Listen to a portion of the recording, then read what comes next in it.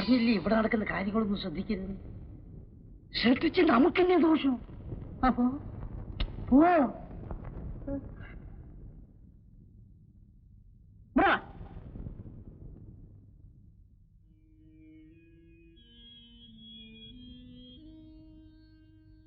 ഈ മരുന്ന് വേഗം വാങ്ങിച്ചു കൊടുക്കും. കുത്തിവെക്കാനാണോ ഡോക്ടർ? ഒക്കെ അതിൽ എഴുതിയിട്ടുണ്ട്.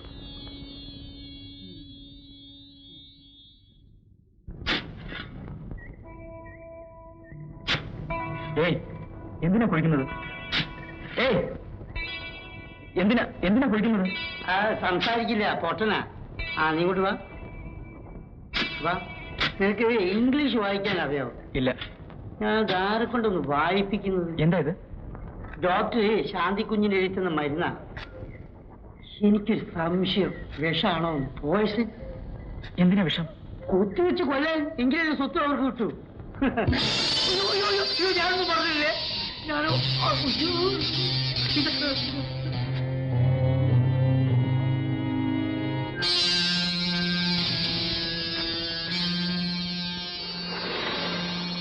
ഇവനെ കുഴിച്ചു മൂടിയല്ലാതെ ഇവിടെ ജീവിക്കാൻ പറ്റില്ല. That's really funny.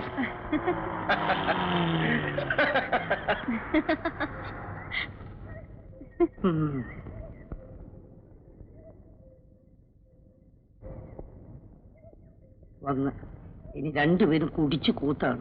എന്റെ സ്വൈര്യം പോയി.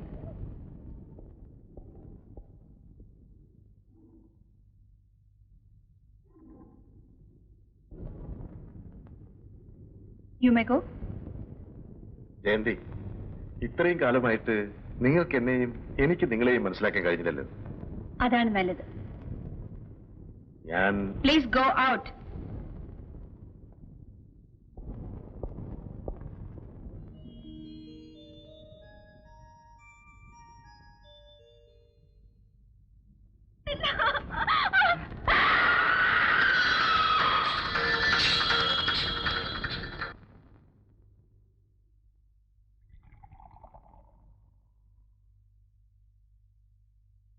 രാമുണ്ണി എവിടെ? താഴെയുണ്ട്. ഇവിടത്തെ കാര്യങ്ങൾ വല്ലതും നീ അവനോട് പറഞ്ഞോ? ഇല്ല. ഇല്ലേ? ഞാൻ ശാന്തി കുഞ്ഞിന് ഭ്രാന്താണെന്നും അതുകൊണ്ടാണ് ഡോക്ടർ ഒന്ന് കുത്തിവെക്കുന്നതെന്നും പറഞ്ഞു. ഇനി പറയില്ല.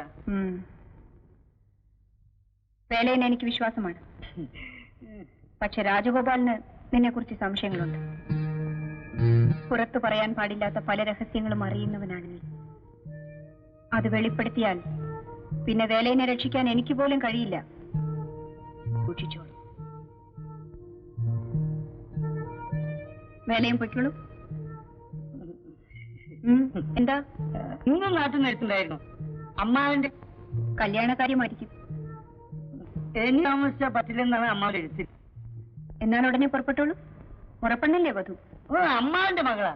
പേര് വധു എന്നല്ല, കാർത്തിയായിനി എന്നാ. കാർത്തിന്ന് വിളിക്കൂ. കാർത്തി എങ്ങനെയാണ്? കാഴ്ചയിൽ സുന്ദരിയാണോ? നിങ്ങൾ തമ്മിൽ സ്നേഹമായിരിക്കും. എനിക്കിഷ്ട. കല്യാണം കഴിഞ്ഞാൽ നീ അവളെ ഇങ്ങോട്ട് കൂട്ടിക്കൊണ്ട് വരുന്നുണ്ടോ? വീടൊക്കെ നോക്കി വെച്ചിട്ടുണ്ട്. ഒരു പെൺകുട്ടിയെ ഇവിടെ കൊണ്ടുവന്ന് പുലർത്താനുള്ള ശേഷി നിനക്കുണ്ടോ? എനിക്ക് ഇപ്പൊ സുഖമൊന്നുമില്ല. മുമ്പത്തെ ശ്വാസം മുട്ടലൊക്കെ നിന്ന്. പിന്നെ കല്യാണം കഴിഞ്ഞാൽ ശമ്പളം കൂട്ടി തരാന്ന് പറഞ്ഞിട്ടുണ്ട്. ആര്? ചെറിയ പടം. മേലെ കല്യാണ കാര്യം പറഞ്ഞ് എന്റെ അടുത്ത് വരരുത്. അല്ല, അപ്പൊ അമ്മ എന്തൊരു സങ്കടം.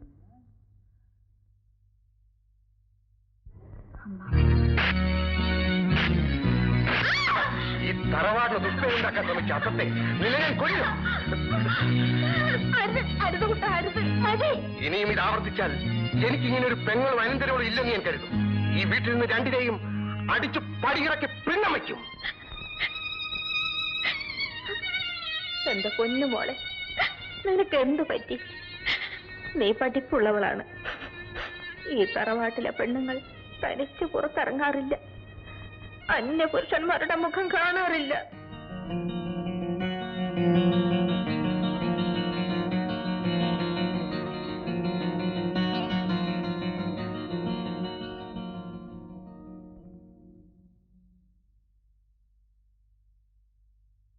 ഞാൻ വാങ്ങിച്ചെന്ന ഡ്രസ് രാമുണ്ണിക്ക് ഇഷ്ടപ്പെട്ടില്ലേ?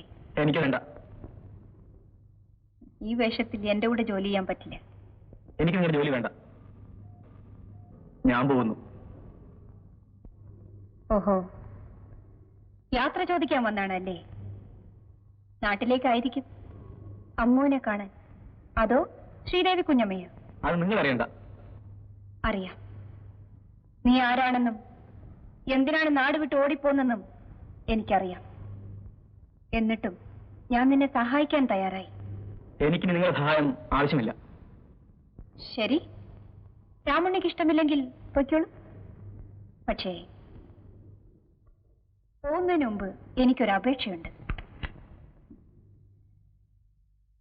ഇതൊന്ന് വായിക്കൂ. എന്താണിത്? പുറപ്പെടുന്നതിന് മുമ്പ് രാമുണ്ണി അറിഞ്ഞിരിക്കേണ്ട കാര്യം.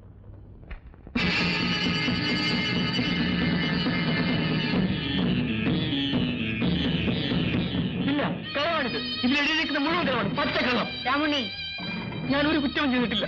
ഒരു കുറ്റവാളിയും സ്വന്തം കുറ്റമേറ്റ് പറയില്ല. എന്നെ വിശ്വസിക്കും. അന്ന് നീ പറഞ്ഞ കഥകളൊക്കെ ഞാൻ വിശ്വസിക്കണം അല്ലേ?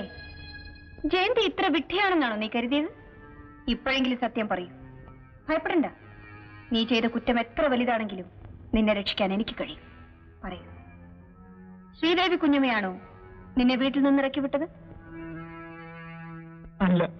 പിന്നെ ആരാണ്? എന്തിനാണ് നീ ഓടിപ്പോന്നത്? മുഴുവൻ എനിക്കറിയണം. പറയാം. അന്ന് അമ്മ ഒന്നിച്ച് ഞാൻ സംസാരിക്കുമ്പോൾ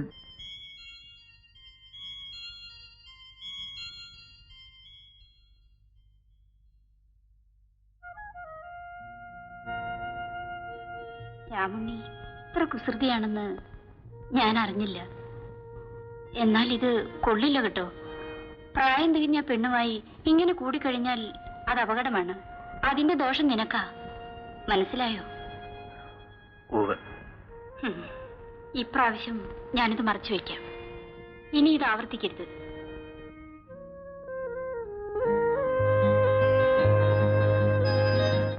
എന്നെ പിടിക്കണ്ട, ഞാൻ നടന്നു പോയിക്കൊള്ളാം. എന്നെ ആരും പിടിക്കണ്ട. വിടാനല്ലേ പറഞ്ഞത്? കണ്ട, ഞാൻ നടന്നു തന്നെ എന്റെ വീട്ടിൽ വിടാൻ. എന്നെ വിടാൻ ഞാൻ വീണു.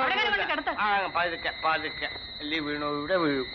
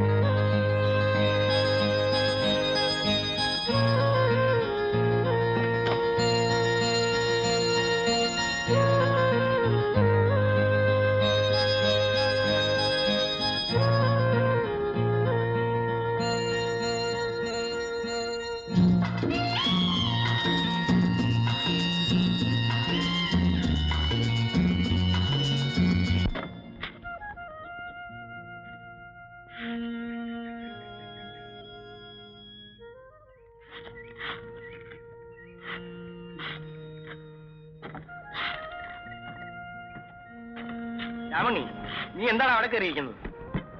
ഒന്നുമില്ല. നീ എന്താ വല്ലാതിരിക്കുന്നത്? സുഖമില്ലേ? ഇല്ല. പിന്നെ എന്തിനാ വെയിലത്തിരിക്കുന്നത്? പോയി കിടന്നോ.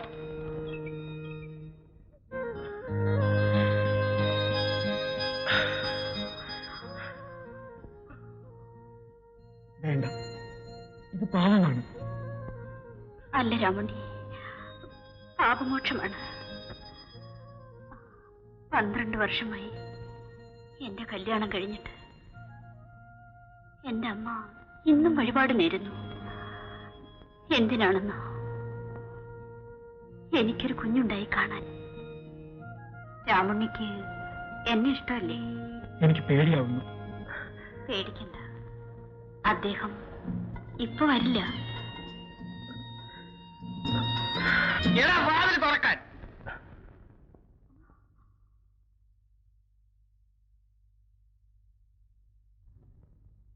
തുറക്കാൻ.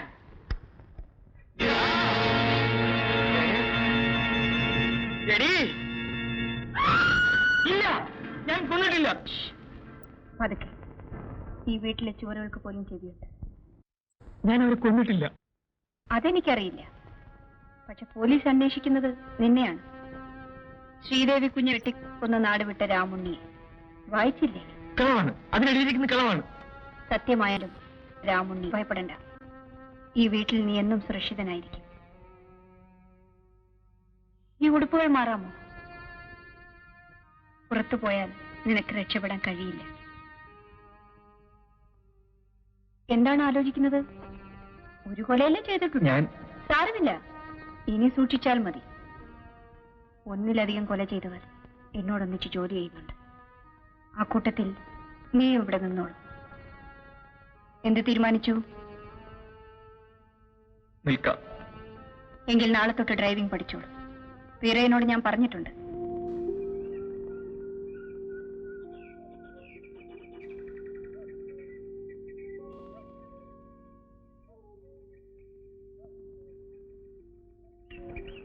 നിനക്ക് ഡ്രൈവിംഗ് പഠിക്കണ്ടേ? ആ, എന്നാ വാ.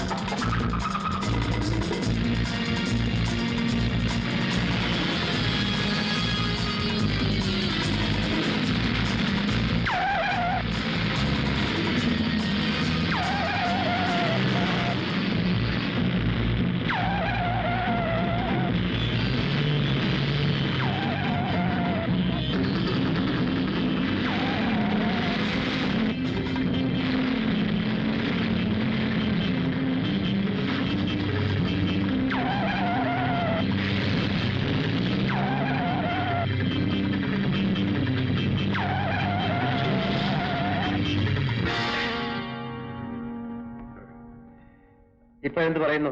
പഠിക്കാമോ? പഠിക്കാം. പിടി.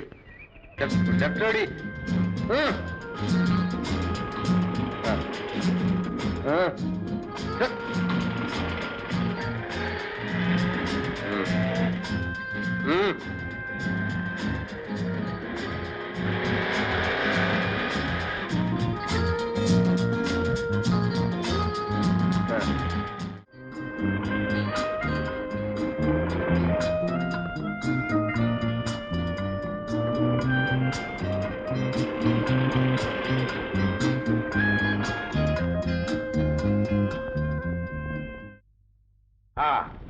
പുതിയ ശിഷ്യൻ എങ്ങനെയുണ്ട്? കാർ ഓടിക്കാനൊക്കെ പഠിച്ചോ?